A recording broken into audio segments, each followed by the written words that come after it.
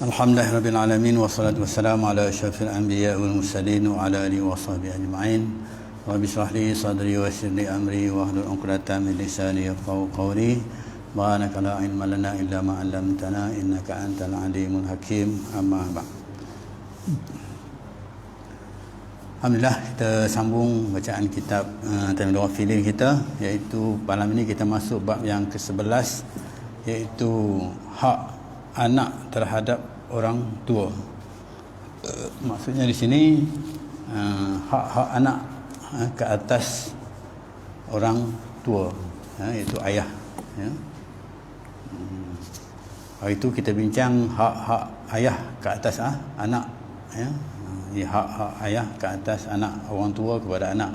Yang ini hak-hak anak ke atas orang tua. Tanggungjawab bagi orang tua. Baik, Abu Al-Lais Al-Samarqandi meriwayatkan dengan sanadnya dari Abu Hurairah radhiyallahu anhu berkata, Nabi SAW bersabda, min haqqil walidi 'alal walidi salasatu asya' an yuhassina ismahu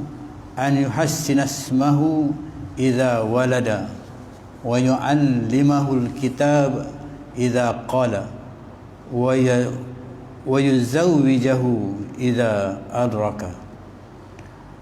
Maksud hadis, hak anak yang harus dilaksanakan oleh orang tua 3. Yang pertama, an yuhsanal asma'u idza walada, iaitu memilih nama yang baik ketika lahir.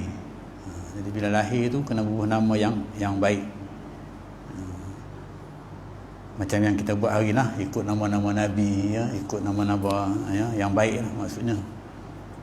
Kemudian yang kedua dia kata, wa yu'allimuhul kitab idza qala, mengajarinya kitab Allah, mendidiknya pula agama Allah. Mengajar kitab Allah, iaitu Al-Quran. Maksud di sini Alkitab itu Al-Quran. Kemudian mendidik pada agama Allah Subhanahu wa taala. Daripada Al-Quran tu kita mendidik dari segi akidah, dari segi ibadat dan sebagainya. Itu yang kedua. Yang ketiga, hak seorang anak ke atas ayah dia, orang tuanya, iaitu wa yuzawwijahu idza adraka, harus dikahwinkan jika telah dewasa. Bila sampai umurnya, maka kita kena kahwin dia. Yakni jangan sampai tergoda sehingga berlakunya kita katakan benda yang tak elok lah, ataupun dalam bahasa yang disebut di sini melakunya pelacuran, dia kata, iaitu berzina lah. Jangan tunggu sampai kepada peringkat yang macam itu, lebih-lebih lagi kanak-kanak ataupun anak yang perempuan lah. Jadi bila sampai masanya, kalau ada orang meminang, cepatkan, jangan tangguh-tangguh lagi. Itu yang begitu jugalah laki-laki, bila sampai masanya, maka bagilah dia berkahwin, dia beristeri. Kalau bagi isteri, bagi perempuan, bagi dia bersuami. Ini 3 disebut, salah satu asya, 3 perkara yang dilakukan yang kena dilakukan oleh seorang bapa kepada anaknya, bagi nama dengan nama yang baik. Nama yang baik ini dalam zaman Rasulullah SAW ada sahabat namanya tak baik, tak baik, nama tu tak baik, tapi Nabi cadangkan supaya tukar dengan nama yang baik. Sekurang-kurangnya bagi nama Sahlun, ada nama periwayat hadis Sahlun. Sahlun ni senang, makna senang, dalam bahasa Arab Sahlun ni makna senang. Jangan bagi nama dia susah, nama yang tak elok lah, kita katakan. Ada kadang-kadang kita bagi nama tak elok, kadang-kadang nama elok kita panggil tak elok, kan? Cucu kita lah, nama dia elok dipanggil busuk. Busuk dia panggil busuk, kan? Tak elok, kan? Saya pernah dengar kan, seorang nenek, seorang atuk dia panggil busuk, dia panggil anak cucu dia busuk. Busuk, nama dia elok tapi dia panggil busuk kan. Itu pun tak elok juga kan, amalan itu kan. Macam kita hari ni ada nama, kadang-kadang nama tu cantik namanya kan. Saat nama dia panggil Ad je. Kalau kat Kedah lah dia panggil Ad je. Sama dia Saat kan, tapi dia panggil Ad saja kan. Tapi ini dari segi nama tu dah elok dah kan, cuma dari segi panggilan saja, tapi diperelokkan juga panggilan itu ya. Apatah lagi kalau nama tu elok dipanggil dengan nama yang tak baik, nama yang busuk contohnya. Dalam kisah ini berlaku lah zaman Rasulullah berlaku, zaman para sahabat pun berlaku ya, zaman Sayyidina Umar berlaku. Seorang datang pada Sayyidina Umar, ni zaman Sayyidina Umar jadi khalifah ya. Dan seorang datang kepada Sayyidina Umar berkata, dia kata puteraku ini derhaka kepadaku, dia kata anak aku ni, dia kata derhaka kat aku. Dia mengadu kepada Sayyidina Umar. Maka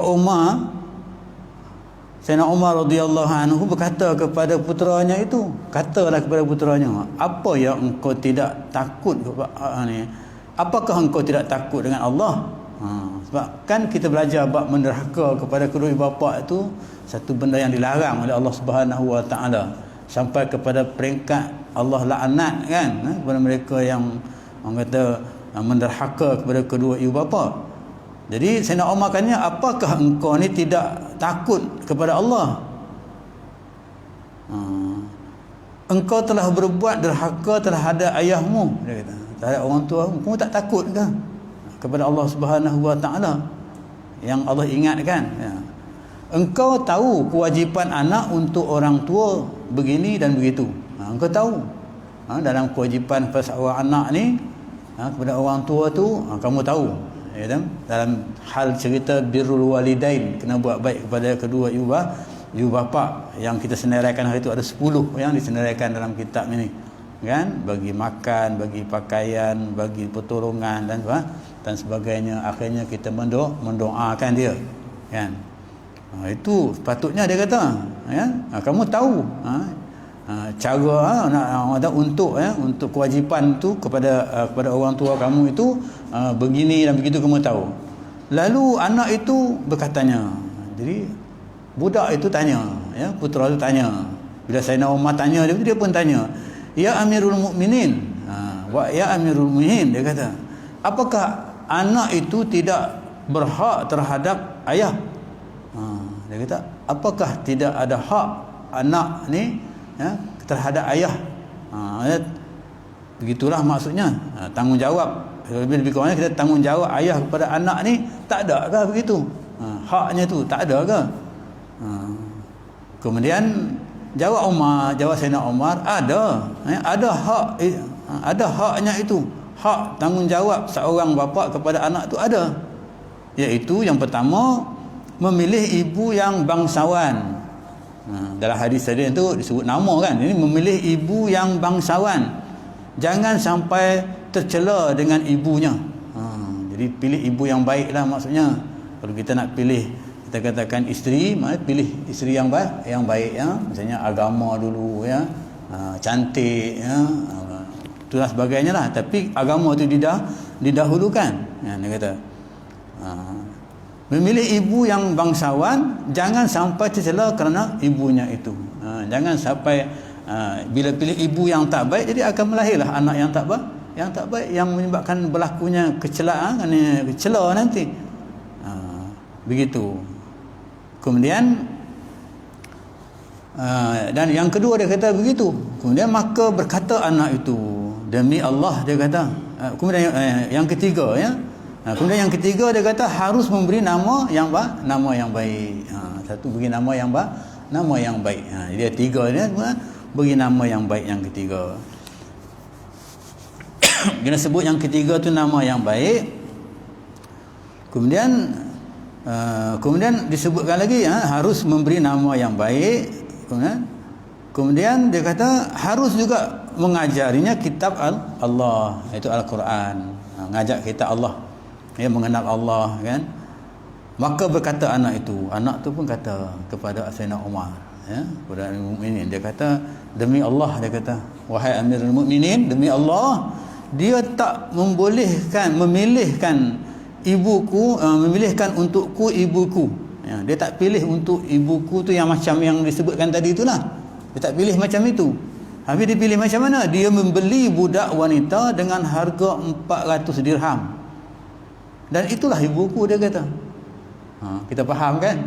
Dia beli wanita dengan harga 400 dirham. Kan? Kita faham lah, kan? Dia kata, jadi itulah ibu aku. Ibu dia tu orang yang menjualkan maruah, kan? Maruah dia, kan? Dengan harga 400 dirham. Dia kata, kan? Itulah ibu aku, dia kata. Itu yang pertama. Dia jawab kepada Sayyidina Umar. Kemudian yang kedua, dia kata, dia tidak memberi nama kepada aku dengan nama yang baik. Dia tak bagi nama mereka. Apa dia bagi nama? Dia namakan aku ni dengan kelawar jantan. Kelawar jantan. Kalau kita apa dia? Batman lah. Batman. Betul kan? Batman kelawar kan? Dia kata dia bagi nama aku dengan nama kelawar. Batman. Kan?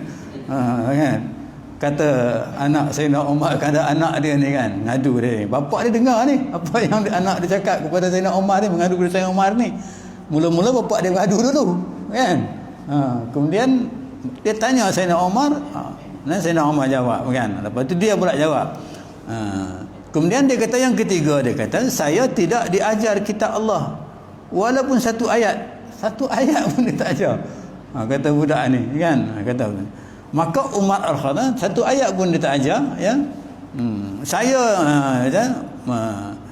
Maka Umar pun menulislah kepada ayah dia. Umar pun tengok ayah dia yang mengadu tadi, ya, kepada ayahnya, dan berkata, kata kepada ayahnya ni, engkau telah derhaka kepada anakmu. Dia kata, tadi dia kata anak dia derhaka kepada dia, kan? Sekarang Sayyidina Umar kata engkau derhaka kepada anakmu sebelum ia derhaka kepada kamu. Sebelum dia derhaka kepada kamu, kamu dah derhaka kepada dia, kan? Kata Sayyidina, pergilah engkau dari sini. Itu penutup hadis tu begitulah, ya, ceritanya. Penutup cerita tu begitulah maksudnya. Pergilah engkau daripada sini. Jadi maknanya Sayyidina Umar ni tak gemarlah, tak sukalah, ya, kepada seorang bapa yang bersikap yang disebutkan tadi itu, kan? Jadi kalau Sayyidina Umar tu tak gemar, tak suka, maka Nabi pun lagi tak suka lah. Sebab Sayyidina Umar ni pendidikan daripada Nabi. Dia tu didikan daripada Nabi SAW. Dan Nabi pun pernah sebut dalam hadisnya, sunnati wa sunnatil khulafa'il mahdiyin. Sunnah aku dan juga sunnah khulafa aku yang 4 itulah al-mahdiyin tu, iaitu Abu Bakar, Umar, Osman dan Ali. Jadi sunnah-sunnah mereka itu maknanya yang mereka lakukan itu, ya, maksudnya itulah yang menjadi kegemaran Nabi SAW, yang Nabi didik mereka itu. Jadi Sayyidina Umar ni banyak kisah dia. Kisah sembahyang tarawih pun ada, kan? Sembahyang tarawih Nabi tak buat seperti mana yang kita buat berjemaah, kan? Tapi Sayyidina Umar dia buat berjemaah. Jadi kita ikutlah. Jadi maka seperti Nabi kata, sunnati wa sunnatil khulafaul mahdiyin. Ini cerita ni yang berkaitan dengan anak. Jadi bukan anak derhaka saja, maksudnya bapa derhaka pun ada di sini. Maka dalam hal ini ayat Al-Quran menjelaskan kepada kita, mungkin selalu kita dengar, kan? Iaitu dia kata, ya ayyuhallazina amanu qu anfusakum wa ahlikum nara. Wahai orang-orang yang beriman, jagalah diri kamu. Khusus kepada siapa? Kepada bapa. Jagalah diri kamu dan anak-anak kamu, isteri kamu daripada api neraka. Ya allazina amanu qu anfusakum wa ahlikum nara. Jaga. Ini dikaitkan dengan ayat itulah.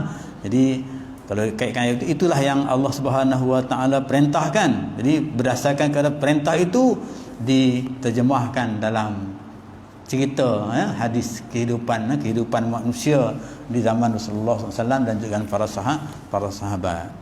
Okey, faham kita, ya? Jadi berkaitan dengan ini, maka ada tanggungjawab bapa kepada anak. Ya, dulu kita ada tanggungjawab anak kepada bapa, ya. Ini ada tanggungjawab anak kepada tanggungjawab bapa kepada anak, kan.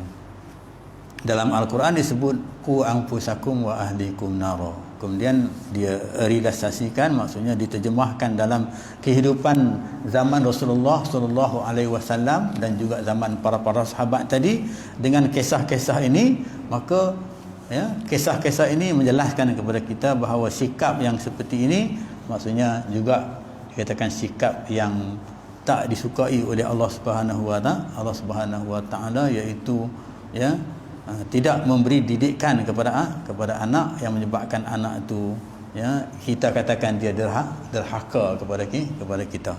Okey, Abu Al-Lais As-Samarqandi berkata, saya telah mendengar ayahku, ayah dia bercerita dari Abu Hafsah Al-Yaskandi, ya.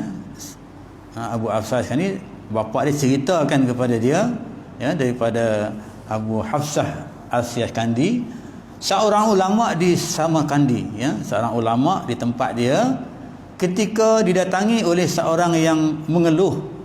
Dia datang, seorang datang jumpa ulama itu, kemudian Abu Hafsah Al-Yaskandi ni kemudian dia mengeluh kerana dipukul oleh anaknya hingga sakit. Dia mengeluhlah kerana dia dipukul oleh anak dia. Dia mengadu kepada Abu Hafsah Al-Yaskandi ini, seorang ulama. Kemudian dia mengadu bahawa anak dia ni pukul dia sampai menyebabkan dia sakit. Abu Hafsah berkata, Abu Hafsah kata kepada dia, subhanallah, apakah ada anak memukul ayahnya? Atau peranjatlah Abu Hafsah ni, kan. Adakah anak ni pukul bapa, kan? Kita kan, kalau abang pukul adik, adik pukul abang, biasalah, ni anak, kan, kita kan. Ada ke? Kalau kita tengok hari ni ada ya, kisah-kisah hari ni ada lah, kan. Kalau kita jumpa hari ni ada lah, bukan setakat pukul, bunuh pun ada, kan. Bukan setakat pukul, bunuh pun ada. Mak dibunuh, kan. Bapa pun dibunuh, kan. Baru ni viral apa dia kisah baru ni, ya, dia ambil kursi roda apa, ya. Kursi roda mak dia, kan.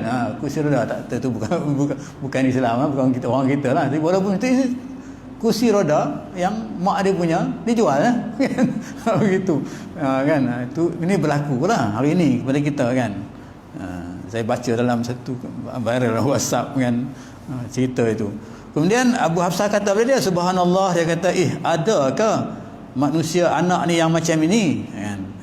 Jawab orang tu, benar. Dia kata betul, kata dia. Yang mengadu tadi, dia kata betul, dia kata anak dia buat macam tu. Dia, macam Abu Hafsah ni, dia tak yakin, tak percaya lah. Betul, benar, dia kata. Saya dipukul hingga sakit. Hingga saya sakit dipukul, kan.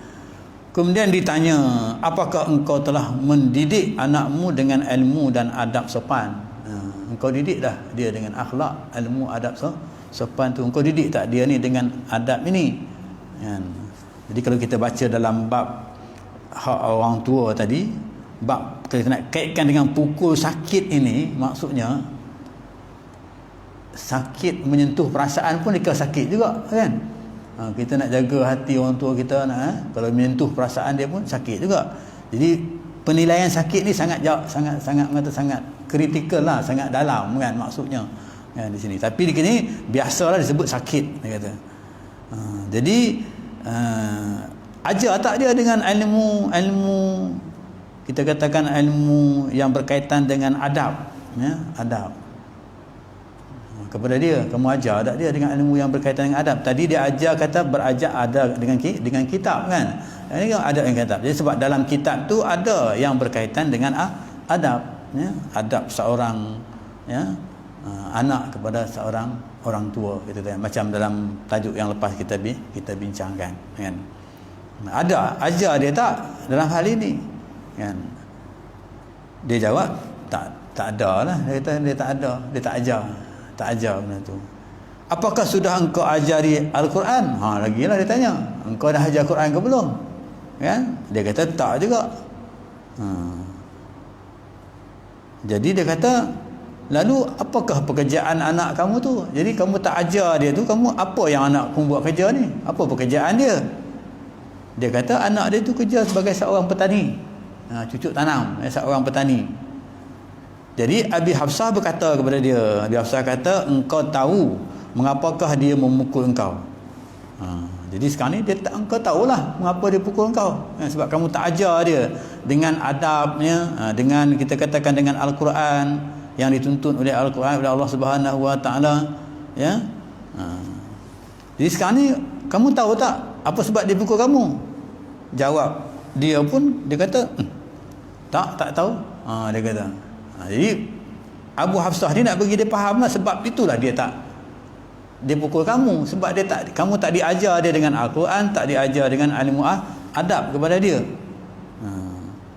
Sebab itu dalam ilmu adab ni orang-orang sufi, ya, dia sangat tekankan ilmu adab ni, ilmu peraturan ni, ya, adab. Misalnya kita nak beradab dengan Allah Subhanahu Wa Taala, nak semayang, nak beradab, ya, nak menghadap kiblat, ya, kemudian bila kita semayang tu bagaimana nak pakaiannya, nak bersihnya, nak sucinya, itu adab, kan? Bukan persoalan sah semayang tu, tapi persoalan adab itu. Nak tengok orang kata baiknya manusia itu, sebab manusia yang baik ni ialah manusia beradab. Kata Nabi SAW, Nabi kata, innama bu'istu li utammima makarimal akhlak. Aku diutuskan untuk menyempurnakan akhlak manusia. Itu dia. Jadi akhlak itulah yang menentukan hebatnya manusia itu. Lebih-lebih akhlak manusia itu dengan Allah Subhanahu Wa Taala. Kadang-kadang kita akhlak kita dengan manusia ni lebih hebat daripada Allah Subhanahu Wa Taala, kan? Kadang-kadang nak semayang pakai baju campur-nyamping je, kan? Tapi bila nak pergi menghadap manusia, menghadap agung, butang satu tak ada pun dihalau balik. Kan? Saya pergi nak terima watikah imam dulu, kan? Dia dah bagi tahu dah kena pakai songkok hitam, baju Melayu hitam, butang kena ada, kan? Lepas tu kasut warna hitam, sampingnya warna hitam juga, tapi bolehlah benang emas ataupun benang perak, kan, kata gitu. Ada orang yang datang tu, kan, tak ikut spek tu, kan, dia ingat tak apa, boleh, kan. Ada tak ada butang pun dia bubuh, tahulah butang tak ada, kan. Ada lagi, kan. Pergi beli dulu, kan. Pergi beli kat kedai butang dulu, kat Kelang tu pergi beli dulu, kan. Kemudian ada juga yang pakai samping yang bukan hitam berbenang emas atau berbenang perak, kan. Dia ada batik-batik warna merah sikit, hijau sikit, kan, campur, tapi dia banyak ada hitam lah, kan. Tak boleh ditahan oleh, tak boleh masuk, kan. Tak boleh masuk dalam istana tu nak ambil. Balik, ya. Berapa ramai. Bukan seorang dua, ramai. Balik, kan. Kadang-kadang kita ni, imam-imam yang datang tu, kita tengok kawan-kawan kita buat tu, kita rasa malu tau. Macam dia tak tahulah peraturan itu, kan. Itu dengan manusia, kan. Kan? Dengan manusia. Macam dia tak tahu peraturan itu. Kita pun rasa, malulah. Dia tak kisah, tak dia masuk, tak apa, balik lah, kata dia. Dia senang aja. Dia simple fikirannya, kan. Tapi kita tengok tu, kita rasa, malulah sungguh, kan, keadaan ini, ya. Sikap itu kadang-kadang. Ini akhlak. Saya masa jadi guru, masa jadi penyelia pendidikan Islam negeri Selangor dulu, kita diperintah supaya mengajak ustaz-ustaz ni kursus, kan, buat kursus. Kursus lah. Dan kursus ketika itu hebat, pergi ke hotel. Kan. Lepas itu tak boleh dah. Lepas itu kena pergi sekolah aja. Kursus kat hotel. Dan tempatnya kadang-kadang Langkawi lah, kadang-kadang Sabah lah, kan. Pergi. Masa itu mewah, kan. Mewah betul. Pergi. Bawa lah ustaz kita ni pergi. Duduk kat hotel. Kita beritahu nak turun makan, bagi peraturan tu, kan, peraturan 1, 2, 3, kan, peraturan ni pakaiannya begini, kat bilik kuliah macam ni, kat bilik ceramah macam ni, kita dah bagi tahu semua lah, kan. Bagi taklimat tu. Baru je lepas bagi taklimat, ini nak minum petang ni, kan, minum petang. Pergi minum petang. Dia pakai selipar dengan kain lekat je turun. Astagfirullahaladzim, kata, kan. Nak kata apa, kan. Nak kata nanti kita pun nak marah tak, kau siapa, kan, dia kata, kan, kita, kan. Sampai begitu sekali, kan. Maknanya keadaan dia lah begitu. Pakai selipar dia kan, kain pelekat saja pergi. Ya. Kena ada yang masuk bilik kuliah pun serupa jugalah, masuk bilik ceramah kan, ni nak pengarah nak datang nak bagi apa kata speech kan, apa yang pengarah datang tu tak ada, dia pakai biasa seorang ustaz lah. Pakai begitu, tak boleh nak atur kan. Jadi kadang-kadang kita rasa malu kan, rasa malu keadaan itu berlaku kan. Jadi ini berlaku kepada kita, adab. Dia kata, jadi kata bapa ini, dia kata Abu Hafsah ni kepada bapa dia kan, jadi tentu kau tahu jawapan dia. Jadi jawab dia tak tahu, dia kata tak tahu sebab. Jadi Abu Huzaifah kata kepada dia, mungkin ketika ia sedang di atas himar, ya, atas himar ni, atas binatang himar lah, menuju ke sawah ladang, mungkin dia bagi simple lah, dia bagi misalan, dia pergi ke sawah ladang apa semua ni, ya, dia menyanyi dan bersiul-siul. Biasalah dia tak ada adab. Kalau kita kata adab ni, kita nak bersiul pun kita takut. Kita dulu kalau bersiul je, jangan kan, dengar dia siul tak boleh kan. Tu adab dengan orang tua, bersiul tak boleh. Kalau anak darat, siul lagi lah kan, nyanyi pun tak boleh kan. Begitu kan. Tapi dia kata dia ni bersiul-siul, sedang di kanan kirinya ada kerbau dan lembu, ternak ternakannya di belakangnya, ya, ada anjing dan sebagainya yang ni. Jadi itu suasana dia, ya, suasana yang ada kepada dia kan. Jadi engkau tak ajar dia dengan adab tadi kan, dia kehidupan dia begitulah, kehidupan dia begitu. Tiba-tiba engkau menegur padanya, tiba-tiba engkau pergi tegur dia kan, kau tegur kepada dia, supaya misalnya ikutlah seperti mana yang kamu nak adabnya. Jadi kerana ia mengira engkau tu lembu, engkau tu lebih kurang macam kawan-kawan dia kat situ je kan, dia rasa begitu, tak terasa macam kawan di situ je dia. Jadi sedang dia kata lembu sedang menunggu, maka dia pukul macam dia pukul lembu lah. tak ada sensitivity, tak ada pada dia. Dia macam dia pukul lembu lah, pukul macam binatang ternakan dia pukul lah, tak ada masalah kan. Tapi kata Abu Hafsah ni kepada dia, untung jugalah engkau dipukul, ya. Dia kata alhamdulillah engkau dipukul saja, taklah kamu dipukul kepala, ya, maksudnya dihina lah maksudnya, taklah sampai peringkat yang macam itu, hanya setakat dipukul saja kan begitu. Jadi ini antara yang disebut oleh Abu Layth As-Samarqandi, cerita tentang adab yang perlu diajar, ya. Sebab kalau ikut adab ni, Imam Ahmad, ya, seorang Imam Ahmad, dia ni sampai dia nak berlunjur kepada rumah tuan guru dia pun dia tak nak. Kau duduk ni, rumah tuan guru kita, rumah tuan guru kita kat situ, dia duduk, dia nak berlunjur kaki ke situ pun dia tak buat. Tanda dia hormat, maksudnya tanda akhlak tu sangat tinggi, dia tak hormat, begitu sekali. Itu Imam Ahmad, cerita Imam Ahmad dengan tuan gurunya, ya. Itu adab, ya. Maka sebab itu dalam bab pengajian yang lebih tinggi yang berkaitan dengan ta'abud dengan Allah Subhanahu Wa Taala ni, adab tu sangat dititik beratkan, ya. Nak berzikir, nak apa semua, dia ada adab, susunan adabnya. Dan orang yang beradab ini biasanya orang yang bertamadun. Kita zaman moden hari ini begitulah, ya. Orang yang beradab ni orang yang bertamadun, orang yang ada pendidikan, orang yang ada, ya. Tapi terbalik juga, kadang-kadang orang ada pendidikan pun kadang-kadang tak beradab juga. Tapi beradab tu diutamakan, menilai diri seseorang manusia itu, ya, kepada manusia lain juga. Allah Subhanahu Wa Taala adab itu, ya.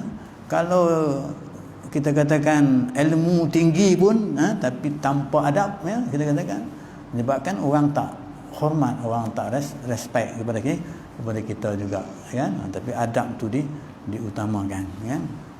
Okey, itu sebut cerita daripada Abu Hafsah berkaitan dengan aduan dan tanggungjawab seorang bapa kepada anak, kan.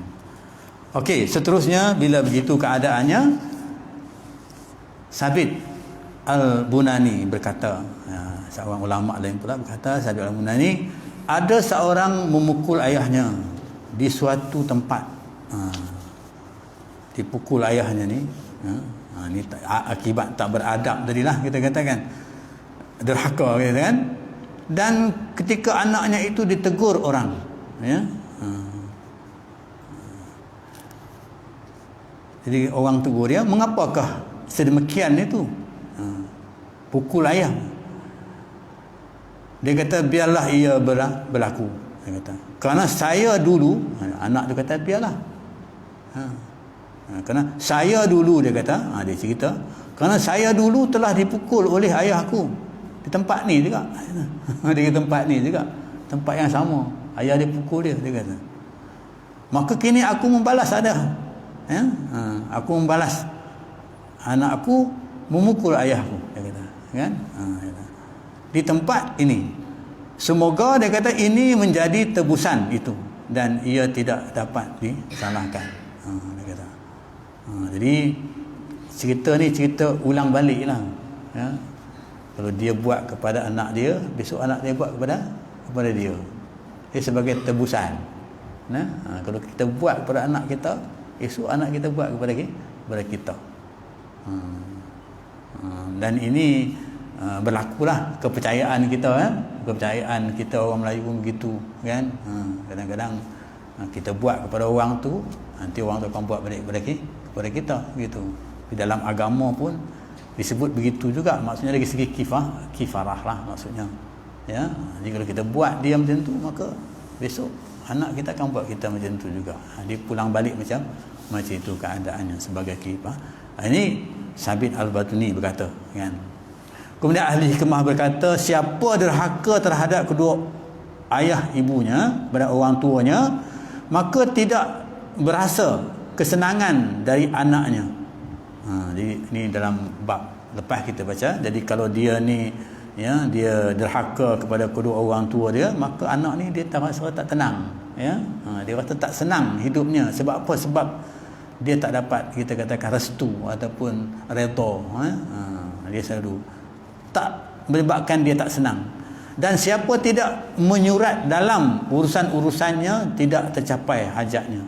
Jadi siapa pun tak buat sesuatu dalam keadaan dia bermesyuarat, kita katakan, ya, berbincang dan sebagainya, kata ahli hikmah ni, dia kata dia tidak tercapai hajatnya, tak sampai, kena bincang, kena bermesyuarat. Dan siapa yang tidak mengalah kepada keluarganya, ya, isterinya, ni kepada isterinya, siapa yang tak mengalah kepada isterinya, maksudnya kadang-kadang kita ni guru sikit, kan. Dengan kita ketua, kan, suka hatilah aku nak buat apa pun, kan, walaupun benda itu betul dari segi pihak isterinya, kan, maka akan hilang kesenangan hidupnya, hilang nikmat dia, nikmat. Ini bagi orang berkahwin lah kita, kan. Maksudnya ini kata-kata hikmah lah maksudnya, ya. Jadi kita tak boleh, kita kena, maksudnya kena mengalah dalam hal-hal yang tertentu, yang menyebabkan mungkin mengalah itu kerana nak menjaga maslahah yang lain, ya, maslahah perdamaian, maslahah rukun damai kehidupan, ya, maksudnya begitulah maksudnya yang dikehendaki di sini. Ini kaitan kata-kata hikmah ni, kaitan daripada tanggungjawab seorang ayah kepada anak tadi. Jadi kepada isteri, maksudnya ada masanya kita kena mengalah atas masalah yang tertentu. Kalau tak buat begitu, mungkin kita akan hilang nikmat kehidupan bersama dengan isteri. Mungkin rasa tak seronok, mungkin rasa tak tenang, ya, mungkin rasa, kita katakan, persangka-persangka yang tak baik, kan, berlaku kepada kita. Jadi ini dia kata kena ambil tindakan yang macam ni. Kemudian Asy-Sya'bi meriwayatkan, dan hadis Nabi SAW menyebut, rahimallahu walida a'ana walidahu ala birrihi. Allah akan merahmati kepada ayah yang membantu anaknya. Allah akan merahmati kepada ayah yang bantu anaknya untuk berbakti taat kepadanya, untuk berbakti taat kepadanya, yakni tidak menyuruh sesuatu yang dikhawatirkan anak itu tidak dapat melaksanakannya. Jadi kadang-kadang kita ni hajat tinggi supaya anak ni kita dapat buat sesuatu, kau mesti dapat 5A. Kan hajat kita kan itulah kan, semua orang macam tu mesti dapat 5A. Kan? Kalau tak dapat 5A adalah macam-macam lah kan, begitu. Jadi ini menyusahkan anak kan. Jadi dalam hal ini pun dia kata sebagai seorang bapa maksudnya tak boleh menyusahkan anak sampai macam tu ya. Jadi kalau Allah bagi rezeki kepada kita itu maksudnya bagi memudahkan dia, kita kena mudahkan dia lah ya? Kena mudahkan dia ya. Kenapa? Kerana dengan kemudahan yang kita bagi itu menyebab dia akan berbakti kepada kita. Kalau kita kan kenikmatan, kemudahan dia tak bagi kepada dia tadi itu, dia menyebabkan dia benci kita ya. Kemudian dalam cerita yang selepas tu berkenaan dengan tanggungjawab anak beri bapa tu, doa pun dia tak doa kan. Doa anak yang soleh tu kan, kalau dia dah benci tu maka dia tak akan berdoa. Jadi laluan ini maknanya disebut kat sini maksudnya kita kena bagi kemudahan ya, laluan yang mudah kepada anak kita supaya dengan kemudahan itu dia dapat berbakti kepada kita ya, berbakti kepada kita. Hari ini macam-macam lah ni COVID ni, ada yang kena berhenti kerja apa dah kan, tengah kerja elok berhenti kerja, nak buat apa ni ya. Bapa adalah pencen sikit kan, walaupun kita katakan tak kerja, pencen sikit kan. Kalau kerja besar tu pencen besar sikit kan. Jadi tak ada pilihan lah, maka kita kena bantu lah kan dalam hal yang macam ni kan. Kalau tidak sukar dia, susah dia kan. Beli kereta baru kan, tiba-tiba kena COVID kan di sini kan, nak bayarnya Masya Allah, macam mana nak bayar kan. Jadi susah.